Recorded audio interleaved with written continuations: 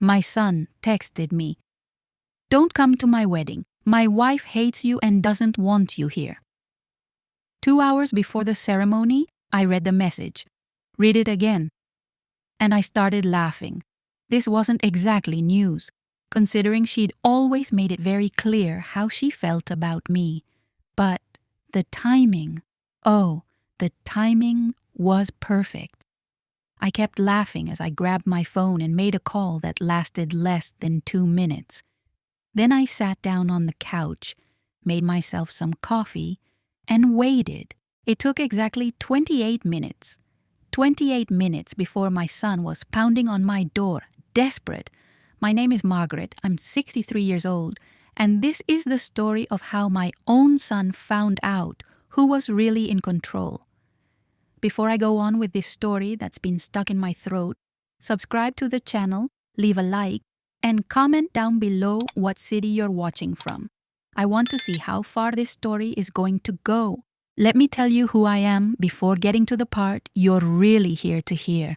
My name is Margaret Thompson, I'm 63 years old, and I spent the last 35 years of my life building something from scratch in this country. I arrived here at 28, 7 months pregnant, widowed, with 2 old suitcases and a dream so big it barely fit in my chest. I worked as a cleaner, a laundress, a cook, whatever came my way. I raised my son Kevin on my own, with no help from anyone. I watched him grow up, graduate from college, land a good job. The happiest day of my life was when he walked up on that stage to receive his diploma. I thought, I made it. My boy has a future. What I didn't know was that this future wouldn't leave much room for me, but that part comes later. First, I need to tell you about the wedding day, the day everything changed. It was a Thursday morning, June 15, 2023. I remember the date because it was exactly 2 days after my birthday, which I spent alone eating a slice of cake I bought for myself at the grocery store. Kevin had texted me saying, "Happy birthday, Mom," and that was it. No call, no visit, nothing. He said he was busy with the final wedding preparations for Saturday. I understood, or at least I tried to. That Thursday morning, I was at the laundry where I've worked for 6 years, folding white hotel sheets, when my phone buzzed in the pocket of my apron. It was a message from Kevin. My heart skipped a beat with happiness. He hardly ever texted during the day. I wiped my hands on my apron and grabbed my phone. What I read made me stop in the middle of the aisle, a sheet still in my hands. "Mom, Nicole and I talked. Don't come to my wedding. My wife hates you and doesn't want you here. Sorry." I read it again. And again. The words didn't change. My coworker, Shirley, noticed something was wrong. "Margaret, are you okay?" But I couldn't answer. I could only stare at that message. And then I started laughing. It wasn't a nervous laugh. No, it was a genuine laugh that came from deep in my chest and echoed through the entire laundry room. Shirley looked at me like I'd lost my mind. "Girl, what is it? What joke was that to get you like this?" I showed her the message. I watched her face shift from confusion to shock and then to anger. Has that boy lost his mind? What do you mean he doesn't want you at his own wedding? But I kept laughing, because in that moment, everything made sense. All the years of sacrifice, every time Nicole treated me like I was invisible, every hint my own son let slide. And most important of all, I remembered something they didn't know, something that was about to change everything. I stopped folding the sheets, took off my apron, and said to Shirley, "I need to make a call." I went out to the parking lot, away from curious ears, and dialed a number I had saved in my contacts. A woman answered on the second ring. "Hello." I took a deep breath. "Hi, Karen. It's Margaret. I need you to cancel Saturday's event contract." "Yes, the wedding. Cancel it now, please." Let me explain. 6 months earlier, when Kevin and Nicole announced their engagement, I was so happy that I made a decision. It was November 2022, and I had just received an inheritance from a distant aunt who had passed away. It wasn't a fortune, but it was $52,000, money I'd never seen in my life. I could have bought a new car or new furniture or finally taken those vacations I never took. But no, I wanted to give my son his dream wedding. Without him knowing, I contacted the venue Nicole had chosen, Riverside Gardens, a beautiful place by the river with huge gardens and a white colonial house that looked like something out of a movie. The venue alone cost $28,000 just to reserve, another $10,000 for food and drinks, plus flowers, decor, live music. All in all, it came to $43,000, almost everything I had. I signed the contract in December and paid everything up front to get a discount. The contract was in my name. I was the legal client. They were just the bride and groom, and there was a clause I read very carefully before signing. Cancellation with less than 30 days' notice results in total loss of the amount paid with no refund. Karen, the venue coordinator, went silent on the other end of the line. "Margaret, are you sure the wedding is in 2 days? You'll lose all the money." I looked up at the blue June sky and smiled. "I know, Karen. You can cancel it." I hung up the phone and stood there in the laundry's parking lot for a good 5 minutes. My hand was shaking. I won't lie. Not from fear or regret, but from an anger I'd been swallowing for 5 years. 5 years since Kevin met Nicole in 2018. Let me tell you how it all started, because you need to understand the kind of woman she was.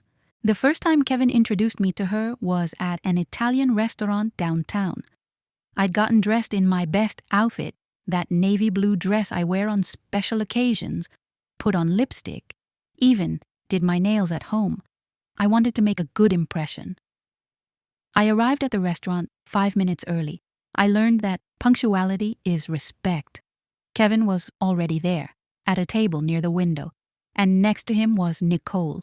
She was wearing a white designer dress, the kind that costs more than 2 months of my rent, straight blonde hair falling perfectly over her shoulders, flawless makeup.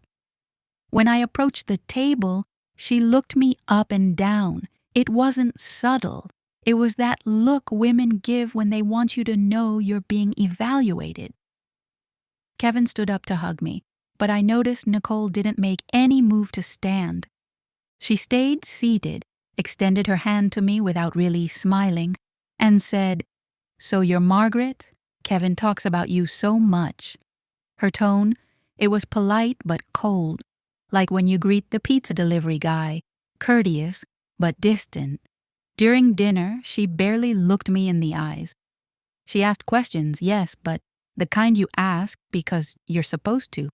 "And what do you do for work, Margaret?" When I said I worked at a laundry, I saw her exchange a quick glance with Kevin, a look that said everything. She ordered a $150 bottle of wine like it was water. When the bill came, Kevin went to pay and she said, loud and clear, "Babe, this restaurant is so charming. Nothing like those cheap places we used to go to." She looked at me when she said cheap. I swallowed that. I swallowed it because I didn't want to cause a scene, didn't want Kevin to be mad at me. But that night I cried on the bus ride home. I cried because for the first time in my life, I felt small next to my own son. In the weeks that followed, things only got worse. Kevin started calling me Les. When I called him, he was always busy with something for Nicole. One day, I tried to set up a Sunday lunch, our tradition for years. He said, "Mom, we're going to start having lunch at Nicole's parents' house on Sundays. It's a family tradition of theirs." I asked if I could come along someday. He went silent for a few seconds and then said, Mom, they're kind of formal, maybe later on." Later on never came. The final straw before the engagement happened on Mother's Day in 2019. I was at home waiting for Kevin to show up, like he always did. I'd made the chocolate cake he'd loved since he was a kid, the one with brigadeiro frosting. I set the table, put out flowers I bought at the grocery store. I waited. Noon passed. 1 in the afternoon passed. 3 in the afternoon. Nothing. I called him. It rang and went to voicemail. I texted him. Nothing. At 7 in the evening, he finally replied, "Sorry, Mom, Nicole's family had a special Mother's Day lunch and I couldn't leave. Happy Mother's Day. Love you." I looked at that message, looked at the cake no one was going to eat, at the flowers already wilting, and something inside me broke. I cried so much that night I woke up the next day with swollen eyes. Shirley, at the laundry, asked if I was sick. "Just tired," I lied. But I wasn't tired. I was heartbroken. My son, whom I raised on my own, who was my only family, had forgotten me on Mother's Day to be with his girlfriend's family. And when we finally talked about it, 3 days later, you know what he said. "Mom, you need to understand that I'm building my life now. I can't stay stuck in the same routines forever." Stuck. He used that word to describe our Sunday lunches. It was in October 2022 that they announced the engagement. Kevin called me for the first time in weeks, and he sounded genuinely excited. "Mom, I proposed to Nicole and she said, yes, we're getting married." I should have been happy. I tried to be happy. I said all the right things. "Congratulations, my son, that's wonderful. When will it be?" He said it would be in June 2023, that Nicole had already started planning everything. I asked if I could help with anything. "Oh, Mom, Nicole's super excited about this. She wants to take care of everything, but you'll be there, of course." That's when I made the decision. That inheritance from my aunt had just landed in my account. $52,000. I looked at that money and thought, this is my last gift to my son. I'm going to give him the wedding he deserves. I contacted Nicole directly, for the first time. I texted her asking if we could talk about the wedding. She took 2 days to reply. "Of course, Margaret, what do you need?" I explained that I wanted to pay for the venue, that I'd received an inheritance and wanted to use it for that.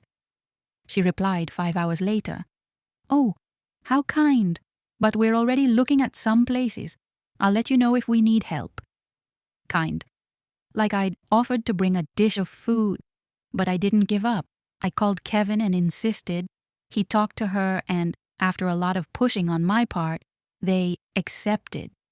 Nicole gave me the name of the place she wanted, Riverside Gardens. When I saw the price, I almost fell out of my chair, but I thought, it's for my son, it's worth it. It was in December that I signed the contract, alone. Neither Kevin nor Nicole went with me. I read every word of that document, especially the part about cancellation. Karen Stahl, the coordinator, even commented, "You're being very careful reading the contract." I smiled and said, "I work hard for my money. I need to be sure about everything." I paid the $43,000 up front, almost everything I had. I left only about $8,000 in savings for emergencies. When I told Kevin I'd signed and paid for everything, do you know what his reaction was? "Thanks, Mom. Nicole's going to be happy." Not a hug, not a "thank you so much," not a "you didn't have to do this." Just thanks. And Nicole, she sent a message 2 days later. "Thank you for paying for the venue, Margaret. Now I can focus on other important wedding details." No emoji, no exclamation point, nothing. Like I'd paid her electric bill. In the months that followed, they didn't include me in any of the planning. I wasn't invited to choose flowers, decor, cake, nothing. Nicole said she already had everything under control and that she didn't want to bother people with small decisions. But her mother was at every meeting. I saw it in the photos Nicole posted on social media. Her and her mother, smiling, choosing napkins, tasting cakes, sampling champagne, and me, I was just the woman who had paid $43,000 for them to have the perfect wedding. After I hung up with Karen confirming the cancellation, I went back inside the laundry. Shirley looked at me with that face of someone who wanted to ask questions but knew I needed space. I finished my shift on autopilot, folding sheets, sorting towels, hauling baskets. My hands did the work while my mind was somewhere else. I knew what I'd done. I knew the bomb I'd just detonated. And for the first time in 5 years, I felt light. You know, like when you carry a weight on your back for so long, you forget what it's like to walk without it. And then suddenly, someone takes that weight off and you almost float. That was it. I got home at 6 in the evening, took a long shower, put on my most comfortable pajamas, and made myself some chamomile tea. I sat down on the couch in my tiny living room and turned on the TV. I put on one of those home renovation shows I like, and I waited. I knew it wouldn't take long. Karen would call Kevin or Nicole to let them know about the cancellation, and then the phone would ring. It happened faster than I expected. 7:15 that night. My phone blew up. First came 3 back-to-back calls from Kevin that I didn't answer. Then the messages started. Mom, call me now. What did you do? Did you cancel our wedding? Are you crazy? I read every message calmly, sipping my tea. Then came messages from Nicole, who had never sent me so many messages in a row in her life. Margaret, what happened? Karen said you canceled. This is a mistake, right? You need to fix this now. You don't have the right to do this.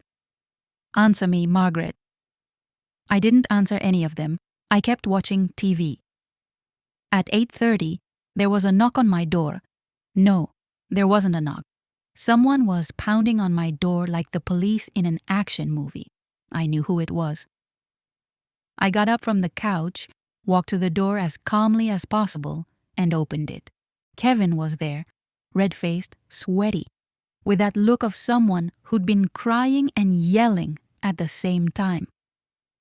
Behind him was Nicole, arms crossed, with an expression of pure hatred. Come in, I said, opening the door wider. Kevin rushed past me like a hurricane. Mom, what did you do? Did you cancel our wedding? Are you out of your mind? I closed the door slowly and turned to him. Lower your voice. You're not out on the street. And sit down. I'm not sitting down. You ruined everything. The wedding is in 2 days. All the guests have already confirmed. Do you know how much work it took to organize all this? Nicole jumped in, with that voice of someone who's used to getting everything she wants. Margaret, I don't know what kind of breakdown you had, but you're going to call Karen right now and undo this. Now. I looked at her, looked her straight in the eyes, and for the first time in 5 years, I didn't look away. I'm not going to, Nicole? She blinked, like she hadn't understood. What do you mean you're not going to? I walked over to the couch and sat down, crossed my legs, picked up my cup of tea, still warm. I said I'm not going to. The contract was in my name. I paid. I canceled. That's it. Kevin ran a hand over his face, pulled at his hair, that desperate look. Mom, why? Why would you do this? You paid for us to have the wedding and now you cancel everything. That doesn't make any sense. I took a sip of my tea. It makes sense, son. Let me show you something. I grabbed my phone and opened the message he'd sent that morning. I read it out loud. Mom, Nicole, and I talked. Don't come to my wedding. My wife hates you and doesn't want you here. Sorry. Silence. The heaviest silence that room had ever known. Kevin went pale. Nicole looked at him like, You sent that. I went on. So, explain something to me, son. Why would I pay $43,000 for a wedding I'm not invited to? Kevin opened his mouth, closed it, opened it again. He looked like a fish out of water. I didn't want... It was Nicole who... Nicole cut him off immediately. Don't put this on me, Kevin. You agreed. Oh, so that's how it was. They talked. They reached a consensus. My son and his fiancée sat down and decided that I, the mother who raised him alone, who paid for the entire wedding, wasn't welcome. I felt my chest tighten, but I didn't let them see it. You know what's funny? I said, still calm. I paid for this wedding thinking it was a gift for my son, but really, I was buying my own humiliation. I was paying to be discarded. Kevin stepped closer, knelt in front of me. Mom, I didn't want... Nicole was just stressed with so much to organize and... Don't lie to me, Kevin. My voice came out harsher than I expected. Don't make excuses. You sent that message. You chose her over me. Not for the first time, by the way. I stood up, went to the living room cabinet, and grabbed a folder I'd kept for months. I opened it on the coffee table. Inside was the Riverside Gardens contract. Every page. I pointed to the name under client, Margaret Louise Thompson. See this, I'm the client. I paid. The wedding was technically mine to cancel. And look here. I flipped to the cancellation clause. I read it out loud. Cancellation with less than 30 days' notice results in total loss of the amount paid, with no possibility of refund. Kevin stared at the paper like it was a death sentence. You lost the $43,000. I did. Every single cent. Nicole let out an incredulous laugh. You're crazy. Completely crazy. You threw $43,000 in the trash over a misunderstanding. It wasn't a misunderstanding, Nicole. It was the truth coming out after 5 years of you treating me like trash. She opened her mouth, shocked. I never what? Never looked at me with disgust? Never made a point of excluding me from everything? Never convinced my son to forget me on holidays? Never made me feel like I wasn't good enough to be around your perfect family? My voice was rising now. 5 years of pain pouring out all at once. I worked my whole life, Nicole. I raised my son on my own. I cleaned rich people's bathrooms to pay for his schooling. I slept 4 hours a night for years to make sure he had a better life. And you showed up with your princess life and made me feel like I was nothing. Nicole turned red. I never asked you to pay for the wedding. You offered. I offered because I'm his mother, because I thought I'd be included, that I'd be treated with respect, but you didn't even give me that. Kevin tried to step in. Mom, stop. No, Kevin, don't stop. You need to hear this. Do you know how many times I've cried over the last 5 years? How many times I called you and you were too busy to talk to me? How many holidays I spent alone while you were at her parents' mansion eating turkey and pretending I didn't exist? I saw tears in his eyes, but I kept going. On Mother's Day in 2019, I made your favorite cake. I waited for you all day. You never showed up. You sent an apology text at 7 at night because you were at her family's house. Do you know how that felt? Do you know what it's like to be forgotten by the only child you have? He lowered his head. Good. Let him feel it. Let him carry that weight for at least one day. Nicole, however, showed no remorse at all. Look, Margaret, I get that you're upset, but this is ridiculous. We can reschedule the wedding. Find another place. You didn't understand anything. I looked at her with a firmness I didn't even know I had. There won't be a wedding sponsored by me. You want to get married? Great. Pay for it yourselves, with your own money, without the silence that fell over the room after my words was so heavy, I could feel it in my chest. Nicole stared at me like I'd grown 2 heads. Kevin was still on his knees on the floor, head down, shoulders slumped. For a second, just for a second, I almost took it back. I almost said, all right, son, we'll figure this out. Because that's what a mother does, right? You always give in. You always forgive. You always put your child first. But this time, something different happened inside me. This time, I didn't give in. Nicole was the first to snap back. Of course she was. A woman who's used to always getting what she wants doesn't take no very well. She squared her shoulders, flipped her hair back, that move I'd seen her do 1,000 times when she wanted to look in control, and said, "Look, Margaret, clearly there was a communication breakdown here. Kevin shouldn't have sent that message like that.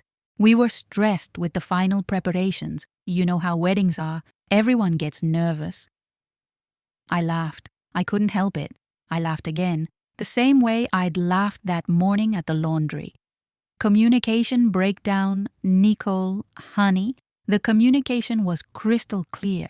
You hate me and you don't want me at the wedding. Your future husband agreed. Where's the breakdown? She pressed her lips together, that vein in her neck throbbing, a sign she was getting truly mad. "I never said I hated you." "No, then let's review the last 5 years, shall we?" I stood up from the couch and started pacing around the living room. My hands were shaking a little, but my voice came out steady. "The first time you met me, you looked me up and down like I was dirt on your expensive shoe. Didn't you? Kevin was so excited to introduce his new girlfriend, and you could barely manage a handshake. Remember?" Nicole opened her mouth to protest, but I kept going. Whenever I tried to plan lunch, you always had an excuse, always busy. But you had plenty of time to post pictures with your mom on social media picking out wedding details that I was paying for. I wasn't invited to anything, not even to choose the color of the flowers. But your mom was in everything, right? Even the cake tasting. I saw Kevin lift his head, surprised. "Yeah, son, I saw the pictures. I saw everything. I just didn't say anything because I didn't want to be that annoying mother-in-law, that jealous mom." I swallowed the pain and pretended everything was fine. And you know what else? I kept going, feeling the words spill out like water behind a dam. "You called me Margaret in public, but I know that when you talked about me to your friends, you called me Kevin's mom, like I didn't even have a name. I know because Shirley, my coworker, has a niece who knows your friends. And she heard it. She heard you say it was embarrassing that your mother-in-law worked at a laundry, that you were going to have to manage my presence at the wedding so I wouldn't embarrass anyone." Nicole's face turned white. Kevin looked at her, and for the first time, I saw doubt in his eyes. "Is that true, Nicole?" She hesitated, and that hesitation was confession enough. I never, it was taken out of context. It wasn't taken out of anything. I felt the anger rising again. "You're ashamed of me. You always have been, because I'm black, I work with my hands, I don't have a college degree, I don't live in a big house with a pool. I'm everything you don't want associated with your perfect little life." Kevin finally stood up. "Mom, it's not about race." "It's not. Then explain to me why at your engagement party, which I wasn't even invited to, by the way, I only found out because I saw pictures on Instagram, there were 72 people there and I wasn't one of them.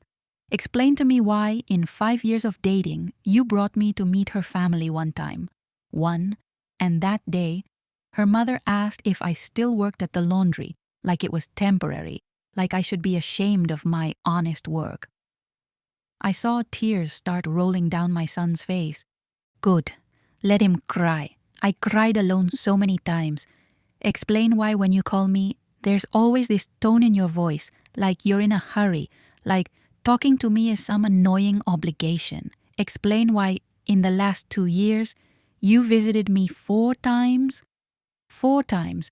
Kevin, I lived 20 minutes away and you visited me 4 times in 2 years." My voice broke on that last sentence. I didn't want to cry in front of them, but the tears came anyway. Nicole finally blew up. "You know what? You're right. I didn't like you. I didn't like the way you always made Kevin feel guilty for having his own life. The way you always played the victim, the martyr. Oh, I raised my son alone. I sacrificed everything. We get it. But that doesn't give you the right to control his life forever. I looked at her, really looked at her, and for the first time, I saw her without the mask. Control? My voice came out low, dangerous. I never tried to control anything. I just wanted to be included. I just wanted my son to remember I exist. But you made sure to erase me, didn't you? You made him choose between you and me, and he chose. He always chose you. Kevin finally spoke, his voice hoarse. Mom, I never wanted you to feel like that. But I did, Kevin. I felt like that for 5 years. And you knew. Deep down, you knew. And you let it happen because it was easier. Easier to forget me than to stand up to her. I pointed at Nicole. Easier to send a text telling me not to come to your wedding than to have the guts to defend me. He stepped closer, tried to take my hand, but I pulled away. Mom, please, we can talk. Fix this. I was an idiot. I know. But please, don't throw everything away like this. Everything what, Kevin? What's left to throw away? You threw it away a long time ago. I'm just finally accepting it. So that's it. Nicole jumped back in, voice dripping with sarcasm. You're going to ruin our wedding because your feelings got hurt. Very mature, Margaret. I turned to her slowly. Mature. You want to talk about maturity?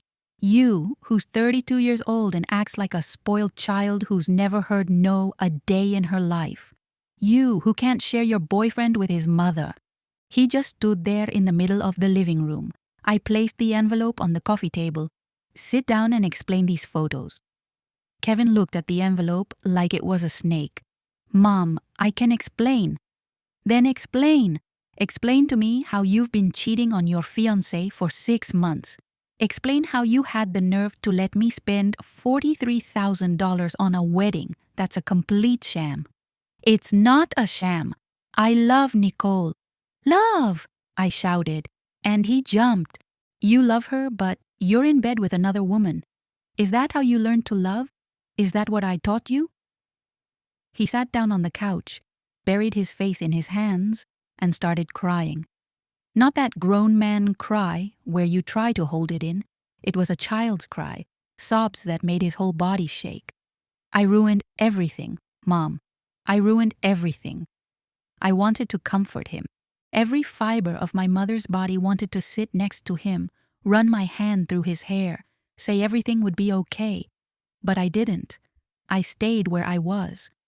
Tell me, from the beginning, and he told me everything. How he met Jasmine in the work elevator. How it started innocent, just talking, then lunches, then drinks, and then one night, after an argument with Nicole about the wedding, he went to a bar and called Jasmine. One thing led to another. And you kept going, even after you were engaged, even knowing I was paying for the wedding. I tried to end it with her. I tried, Mom, I swear I tried.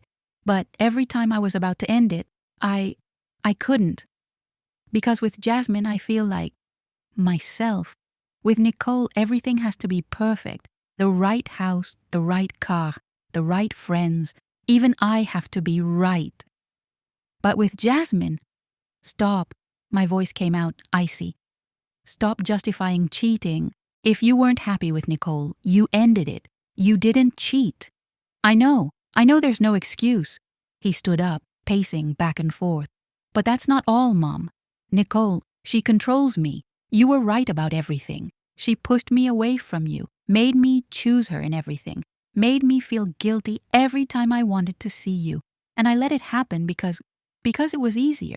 Because her family has money, connections. Marrying her meant security. I felt sick. You were going to marry her for convenience. No, I mean, not at first. At first I loved her. But in the last 2 years, I just kept going because I'd already gone too far. Because if I broke it off, everyone would ask why. Her parents, my co-workers, everyone. And Nicole, Does she know about Jasmine? He shook his head. No, at least I don't think so. Her mother tried to tell her, but she didn't believe it. I looked at my son, the man I raised to be better than this. So, tomorrow is your wedding. Or it would be if there were still a place for it to happen. What are you going to do? He looked at me with eyes red from crying. I don't know, Mom. I don't know anything anymore. Then I'll tell you what you're going to do. You're going to tell Nicole. Today. Now. You're going to be a man and own what you did. Mom, I can't. If I tell her now, she'll what? Hate you? Leave you? Good. Because you don't deserve her. You don't deserve anyone until you learn to be honest. I grabbed my phone and started dialing. What are you doing?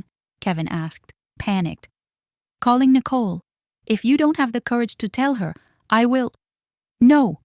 He yanked the phone out of my hand. I'll tell her. I'll tell her. I took the phone back from him. Call her. Now. In front of me. Kevin stood there with the phone in his hand for a good 30 seconds, staring at the screen like it was about to explode. His hands were shaking so badly I thought he was going to drop it. Call, I repeated, my voice firm.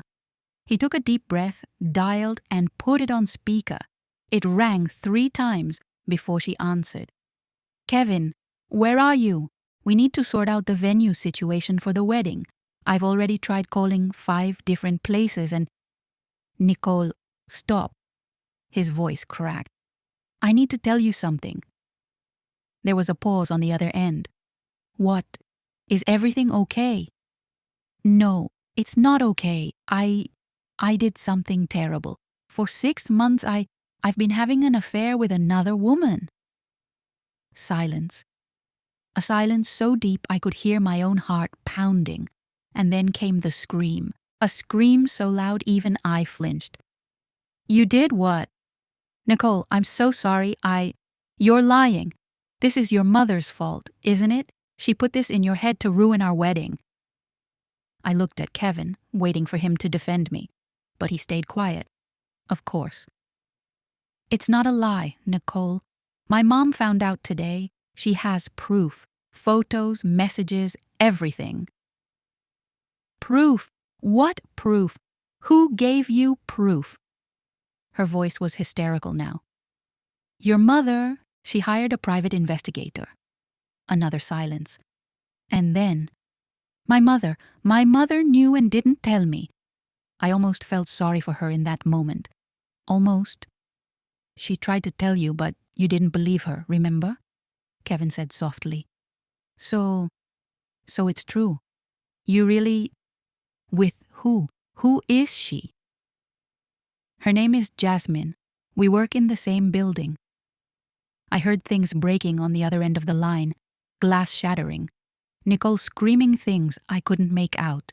Kevin pulled the phone away from his ear, but we could still hear her losing it. Nicole, please, listen to me. Listen to you. You cheated on me. You were planning to marry me while sleeping with another woman. You're disgusting. You're trash. She was right, and watching my son there shrunk in on himself, paying for his choices, hurt, but it was a necessary pain. The wedding is cancelled, Nicole said, her voice now cold as ice. Obviously, and you will never come near me again. You will never speak to me again. You will never breathe the same air as me. Do you understand? Nicole, we can what? Talk. Fix it. There is nothing to fix. It's over. And you know what? Your mother was right about you. You're worth nothing. She hung up.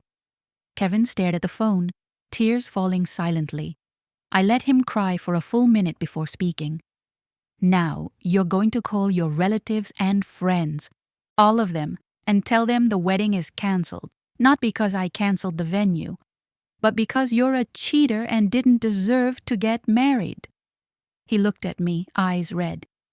Mom, do what I'm telling you, Kevin. And he did.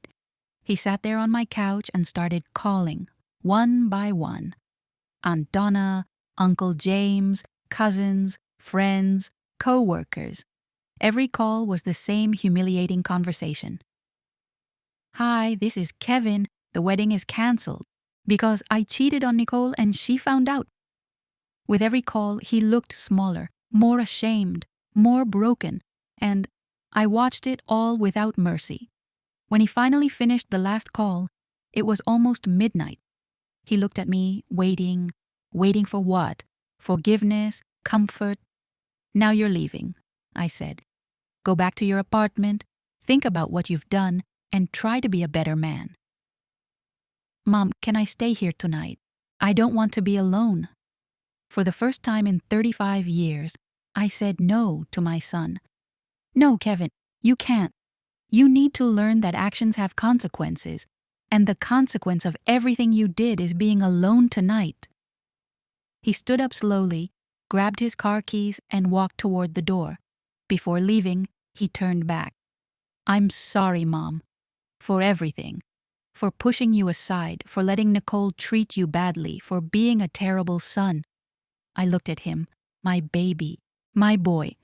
I'm sorry too, Kevin. I'm sorry you became a man I don't recognize. But maybe there's still time for you to fix that. Not with me or with Nicole, with yourself." He left, and when the door closed, I collapsed onto the couch and cried.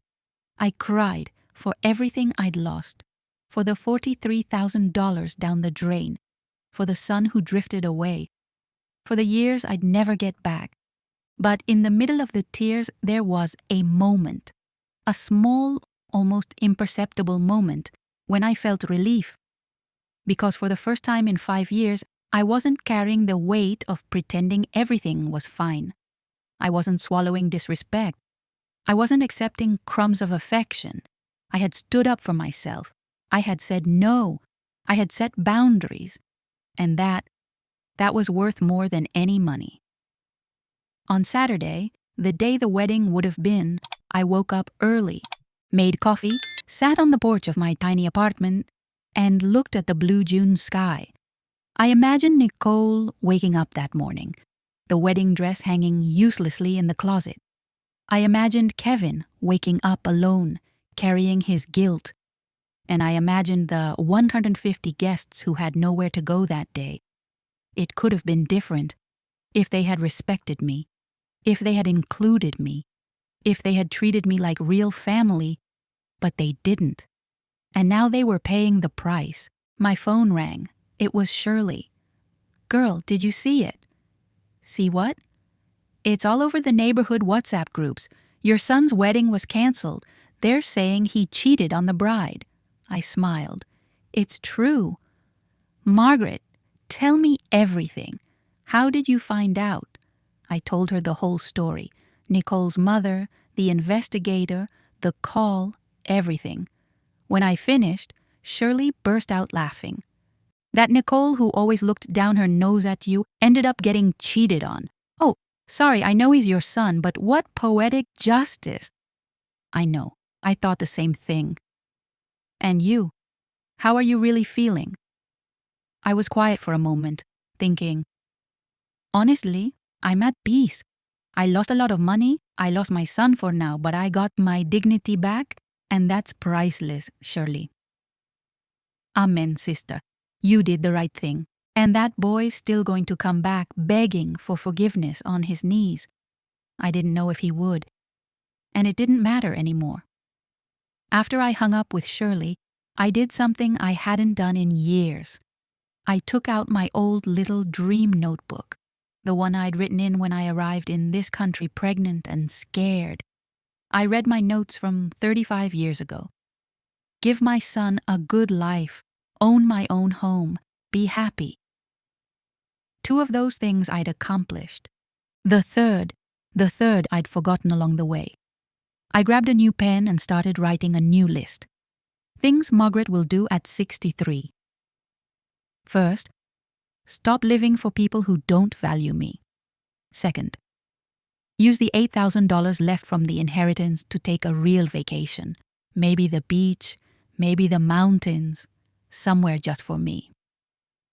Third, go back to school, take that cooking course I always wanted.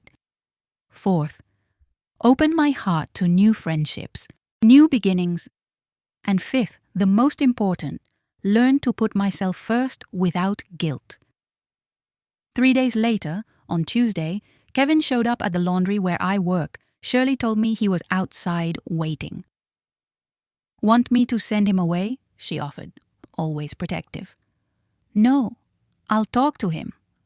I went out and found my son leaning against his car. He looked different. Deep, dark circles under his eyes, unshaven beard, wrinkled clothes. Hi, Mom. Kevin. We stood there in an uncomfortable silence. I came to apologize. For real this time, not some empty apology. An apology from someone who understands the size of the mess he made. Okay, I'm listening. He took a deep breath. I've spent the last few days thinking about everything. About how I treated you. About how I let Nicole treat you. About how I became someone my own mother doesn't recognize. And you were right. About everything. He wiped away the tears that started falling. I was a coward. I always chose the easy path. I chose her money, her status, the comfortable life. And in the process, I abandoned the one person who was always there for me, the person who sacrificed everything for me. I didn't say anything. I just let him continue. I broke things off with Jasmine, blocked her everywhere, and I'm going to start therapy because I need to understand why I make the choices I make, why I hurt the people I love. He took a step toward me. I'm not asking for your forgiveness right now. I know I don't deserve it, but I'm asking for a chance to, over time, prove I can be the son you deserve, the man you raised me to be. I looked into his eyes. I saw sincerity, but I also saw there was still a long road ahead. You want a chance, Kevin? Then show it. Not with words, with actions. Show up, not only when you need something, but because you want to be present. Respect me, include me, treat me like your mother, not like an obligation. I will, I promise. Promises are easy, son. Keeping them is the hard part. He nodded, wiping more tears. Can I hug you? I hesitated, but then I opened my arms. He hugged me tightly, crying on my shoulder like he used to when he was a child, and I let him, because despite everything, he was still my son. And a mother's love doesn't end, it just learns to have limits. When we parted, I said, now go fix your life, and when you've really changed, when you're truly a different man, you call me. Until then, I'll be here, living my life, on my terms. He gave a sad smile. I love you, Mom. I love you too, Kevin. I always will. But now, I love myself too. And that changes everything. He got into his car and drove away. I went back into the laundry, where Shirley was waiting with a smile. So nothing. Life goes on. And for the first time in a long time, I'm excited to see what comes next. That night, at home, I opened my laptop and started looking up travel packages. Beaches in the Caribbean, mountains in North Carolina, historic cities I'd never visited. I chose one, Savannah, Georgia. 1 week in a charming hotel, historic tours, real Southern food. I spent $2,500 and I didn't feel guilty at all because for the first time in 35 years, I was spending money on myself.